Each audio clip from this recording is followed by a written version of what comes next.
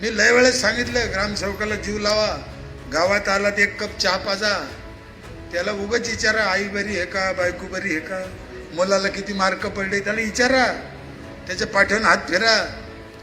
ग्रामसेवक गावात आलं का भा भा भा पिसाळ्यानी करते, ते मोबाईल काढतं, कोण व्हिडिओ साहेब का, आलं आलं.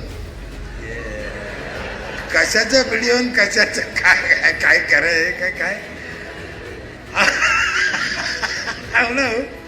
काय व्हिडिओचं काय काम आहे ग्रामसेवकापाशी, काहीच नाही. यायच्या कदरी बेनं ती निघून जातं घरी जातं.